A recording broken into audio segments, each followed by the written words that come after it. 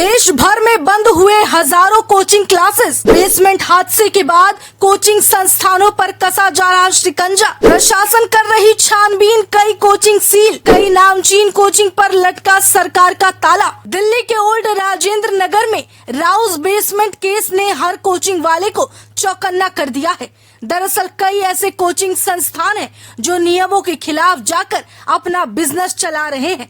इनमें अगर छोटे मोटे कोचिंग को दरकिनार कर दिया जाए, फिर भी कई ऐसे नामी गिनामी लोगों के कोचिंग क्लासेस हैं जिनके हर साल लाखों बच्चे पढ़ते हैं और लाखों रुपए पैसे खर्च करते हैं, और वो कोचिंग केवल उनके मार्केट वैल्यू और चेहरे पर चलती है। इसलिए ऐसे कोचिंग्स पर जल्दी कोई खुलासा नहीं होता, कोई छानबीन नहीं होती। मगर दिल्ली के राउस आईएएस कोचिंग सर्कल के हादसे के बाद उन कोचिंग्स पर प्रशासन की नजर पड़ी है। न केवल दिल्ली बल्कि कई दूसरे राज्यों में भी इसका असर देखने को मिला।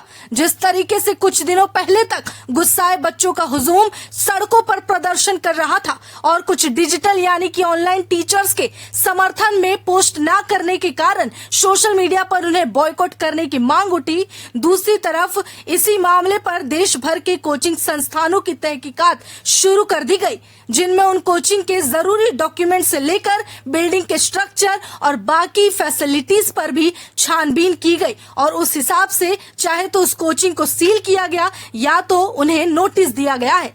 आनन फानन में कई आईएएस कोचिंग को बंद कर दिया गया और इसी प्रक्रिया में देश के सबसे चर्चित कोचिंग सेंटर में से एक दृष्टि आईएएस को भी बीते दिन सील किया गया। हादसे के बाद मुखर्जी नगर में प्रशासन हरकत में आया और बेसमेंट में चलने वाली 3 क्लास को सील किया गया। जिन कोचिंग क्लासेस को सील किया गया उसमें शिक्षक विकास दिव्यकृति के दृष्टि आईएएस का भी एक सेंटर शामिल था। वहीं मंगलवार को बिहार के पटना में कई कोचिंग संस्थानों की प्रशासन ने जांच की, जिनमें करीब 30 कोचिंग के बारे में बात की गई है।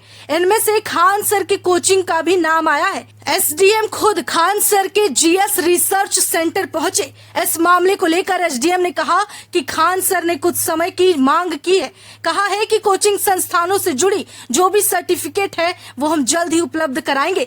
इस कड़ी में एसडीएम ने आगे कहा कि जांच के दौरान खान सर के जीएस कोचिंग में कई तरह की कमी पाई गई। यहाँ कम जगह में अधिक बच्चों की क्लासेस लगती है। खान सर के कोचिंग संस्थान में आग से सुरक्षा की कमी है। इस दौरान उन्होंने आगे कहा कि ये कमियां कई संस्थानों में देखी गई है और उस पर हम काम कर रहे हैं।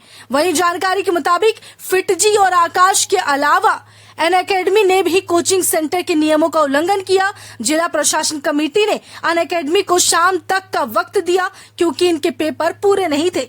इसके अलावा करियर लॉन्चर को भी सील किया गया है। इन आरोपों के बावजूद भी पार्किंग की जगह पर कॉन्फ्रेंस सेंटर और सिटिंग एरिया कई जगहों पर बनाए गए हैं जो अवैध है।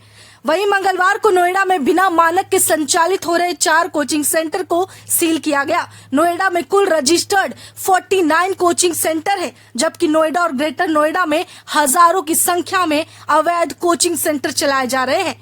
राजधानी लखनऊ के हजरतगंज इलाके में बेसमेंट में चल रहे कोचिंग सेंटर को एलडीए द्वारा जांच कर सील कर दिया गया। हजरतगंज में 40 से ज्यादा ऐसे कोचिंग सेंटर हैं जो इलीगल है। वहीं मध्य प्रदेश के मुख्यमंत्री डॉक्टर मोहन यादव ने भी प्रदेश के अधिकारियों को ऐसे कोचिंग संस्थानों के खिलाफ कार्रवाई करने के सख्त निर्देश दिए।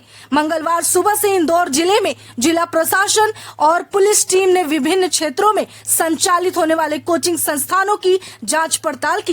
इस दौरान कोचिंग संस्थानों में कई तरह की लापरवाही देखने को मिली।